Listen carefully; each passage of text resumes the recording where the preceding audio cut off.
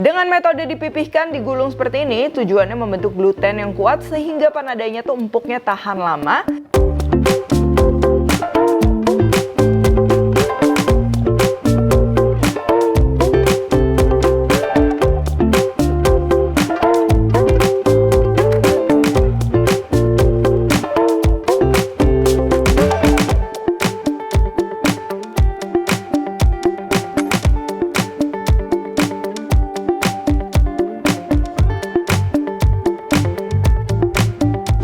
Buku keduaku sudah terbit ya, kalian bisa dapatkan secara online atau di toko buku seluruh Indonesia. Jangan sampai kehabisan.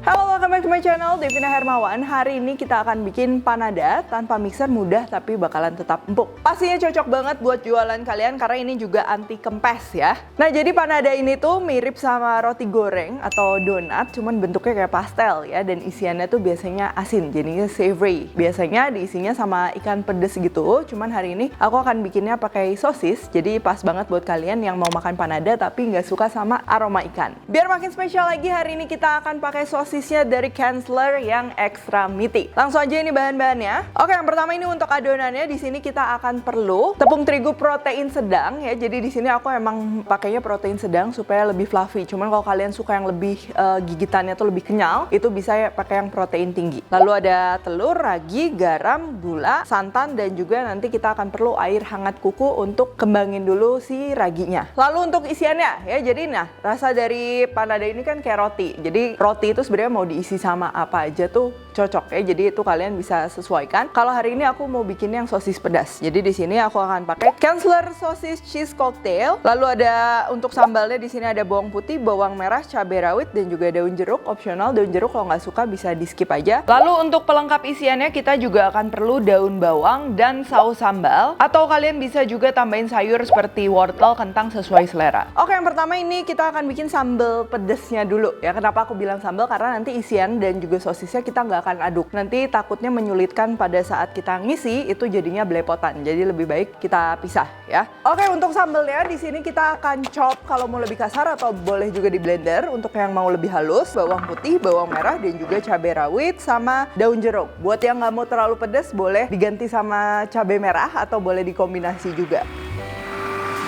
Sekarang kita akan masak dulu si sambelnya ya, minyaknya jangan kebanyakan karena kita mau bikin sambelnya tuh tipenya yang kering, bukan yang basah. Kenapa? Karena kalau terlalu basah nanti pada saat kita isi ke dalam panada itu bakalan menyulitkan, dan juga ketika kita goreng takutnya dia jadi bocor dan lain sebagainya. Kalau udah wangi kayak gini, ini kita akan masukkan daun bawangnya sekarang, dan juga sedikit air. Ini tujuannya supaya melunakkan dan juga rasanya lebih menyatu. Terus kita kasih garam, gula, dan juga sedikit kaldu. Untuk gulanya bisa disesuaikan, kalau yang lebih suka ada rasa manis itu boleh ditambah juga. Nah, kalau udah matang kayak gini, ini terakhir kita akan campur sama sedikit saus sambal. Sebenarnya tahap ini opsional, tapi ini supaya nanti cabenya tuh kayak lebih menyatu aja sih tujuannya. Tuh, ini sekarang kita akan dinginkan. Oke, sekarang untuk adonannya ya. Pertama ini kita akan ngembangin dulu atau kita akan belum dulu si raginya. Ini aku udah siapin air hangat kuku, dan juga kita masukin gula sama raginya, lalu kita aduk, dan juga ini kita tutup. Ini kita tunggu aja sampai dia mengembang. Airnya juga jangan terlalu panas ya, takutnya nanti malah raginya malah jadi nggak aktif. Sebenarnya tujuan dari raginya ini di bloom dulu adalah kita untuk ngetes apakah ini raginya tuh masih aktif, dan juga kalau kita pakai metode yang sekarang kita akan aduk pakai tangan, ini kan supaya raginya jadi cepet larut.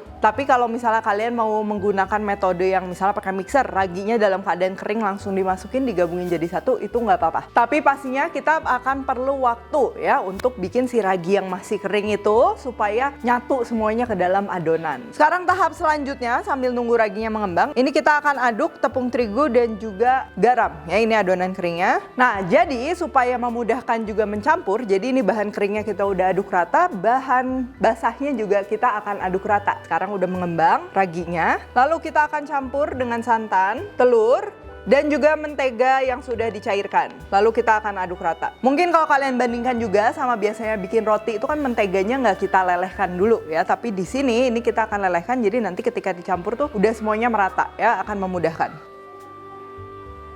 Kita taruh aja. Oke, sekarang ini kita akan aduk sampai semua tepung keringnya itu tuh udah basah. Nggak usah sampai merata banget, nggak apa-apa. Kalau udah kayak gini, kita akan pindahkan ke talenan. Terus kita akan campurin semuanya pakai tangan. Nah, ini yang penting semuanya sampai menyatu ya. Kita nggak akan ulenin sampai kalis elastis. Karena ini sebenarnya metodenya agak berbeda sama bikin roti yang biasa. Oh ya, ini kan kita bikin dalam jumlah yang sedikit ya. Ini paling cuma jadi 12-14 pieces. Cuman kalau kalian bikin dalam jumlah yang banyak atau buat jualan, itu emang lebih baik menggunakan mixer aja. Dan juga diuleninnya sampai dia kalis elastis ya, window pane. Nah, sambil tunggu adonannya relax lagi kurang lebih 10 menit, kita akan siapkan Kansler sosis cheese cocktail. Lalu sekarang kita akan iris-iris, tapi ini aku nggak akan pakai semua ya, karena ini tuh isinya banyak. Satu pack gini tuh isinya 36 pieces. Dan juga sosis Kansler ini extra meaty dalam artian kandungan dagingnya tuh lebih banyak. Sosis Kansler yang cocktail ini juga pastinya bite size dan kids friendly ya. Kalian bisa lihat ini ukurannya imut-imut, pas banget di mulut anak-anak, mau buat snacking atau buat dimasak jadi apa aja. Dan selain yang cheese cocktail juga ada varian lain, ada beef cocktail dan juga frankfurter cocktail. Oke, adonannya sekarang ini udah sedikit mengembang, kalian bisa lihat. Sekarang kita akan pipihkan menjadi persegi panjang. Nah, ini pelan-pelan aja, sebisa mungkin dia bentuknya perseginya merata. Dan seandainya kalau misalnya talenan atau tatakan kalian itu lengket, boleh dikasih sedikit taburan terigu atau bisa juga dioles sama minyak ya.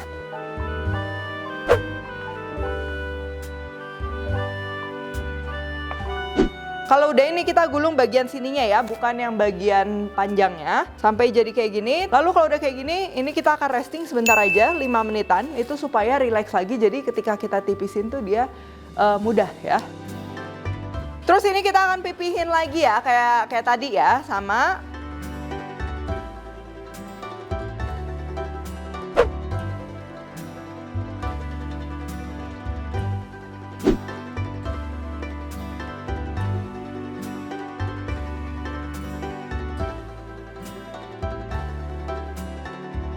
Kalau udah di resting 5 menit, ini kan dia akan lentur lagi dan kita akan pipihin lagi ya. Tahap ini opsional, kalian boleh tinggal pipihin sekali lagi, lalu digulung dan dibentuk. Kalau ada waktu lebih, boleh 2 kali lagi. Dengan metode dipipihkan, digulung seperti ini, tujuannya membentuk gluten yang kuat sehingga panadanya tuh empuknya tahan lama. Dan juga akan memudahkan kita dalam membentuk panada yang mulus dan juga rapi. Sekarang kita akan gulung lalu dibentuk. Udah memanjang kayak gini, jangan lupa kita rekatkan bagian bawahnya kayak gini. Ini kita seal semuanya sampai rapet. Terus diratain aja, digulung-gulung kayak gini. Tuh ya, kalian pastikan ini semuanya merata. Ini udah nggak perlu di resting lagi, tinggal kita potong-potong aja di portion. Jadi kalau tadi kalian misalnya ngerjainnya lebih banyak pakai mixer, boleh di bulet-bulet pakai timbangan gitu kan. Cuman ini kita akan potong-potong aja supaya lebih cepat. Dan ini aku akan bagi 12, ukurannya ini sedang besar ya. Kalau kalian mau yang lebih kecil-kecil itu bisa dibagi 14.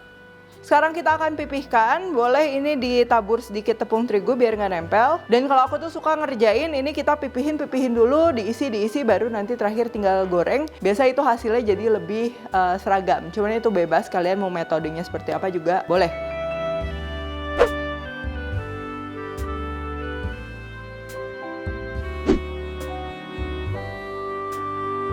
Nah, ini udah jadi kayak gini, sekarang ini kita akan isi.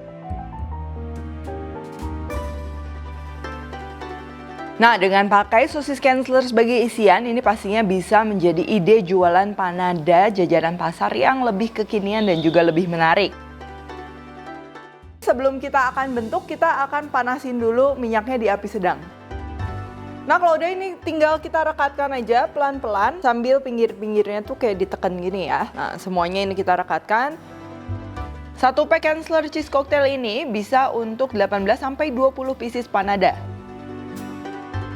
Terus kita akan ngesilnya ada 2 cara. Yang pertama ini kayak pastel yang dililit. Tuh, ini tinggal dicubit satu, terus kita lipat ke dalam, cubit lagi, tarik dikit, lipat, dan juga selanjutnya. Jadi ini antar lipatannya tuh harus kita dikasih jarak ya. Kita harus begitu lipat, tangannya mundur dikit, lipat, mundur dikit, lipat, mundur dikit, kayak gitu. Atau bisa juga kalian dengan garpu aja disil seperti ini ya. Mungkin ini lebih simple.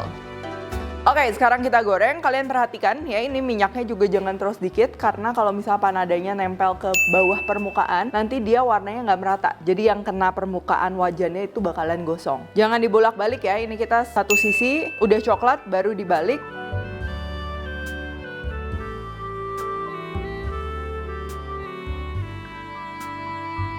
Dan kalau udah coklat tinggal diangkat aja.